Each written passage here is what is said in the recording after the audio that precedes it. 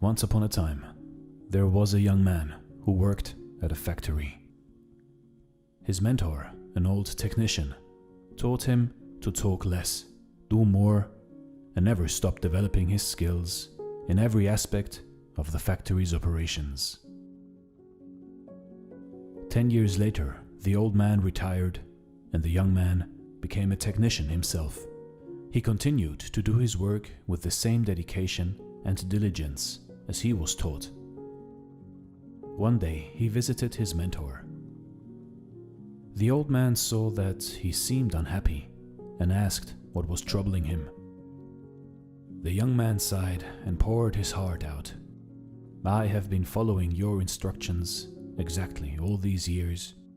No matter what I work on, I keep quiet and focus on the job. I know I have done good work at the factory, and I have learned all the skills that can be learned there. What I don't understand is that the guys who don't have my experience or capabilities have all been promoted, while I am still making as little as I did before when I was your apprentice." The old man asked, "Are you positive that you have become indispensable to the factory?" The young man nodded, "Yes." The old man paced back and forth to think. After a while, he turned to the young man. "You must request a day off, using whatever reason you like. It is time for you to give yourself a break." The young man was surprised by this advice, but the more he thought about it, the more it made sense. He thanked his teacher and left quickly to make a time off request. When he returned to work after his day off, the manager called him into the office to tell him that things did not go well at the factory while he was gone. Others encountered many problems that normally would be handled by him, and they had no idea how to solve them. Realizing his importance, the manager decided to promote him to the position of senior technician, to thank him and encourage him to keep up the good work. The young man was grateful for his mentor's wisdom. Surely, he thought, this was the secret to success. From that point on, whenever the young man felt like he deserved more than what he was getting, he would take a day off. When he came back the next day, the situation would improve to his satisfaction. This pattern continued for months. One day, the young man found that he was blocked from going into the factory. Much to his shock, he found out that his employment was terminated. He could not believe it.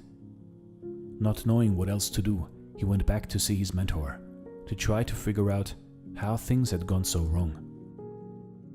"Why did I lose my job?" he asked with wounded pride.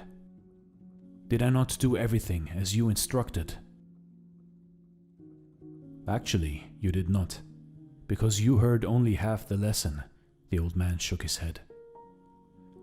"You understood right away that no one pays any attention to a light bulb that is always on.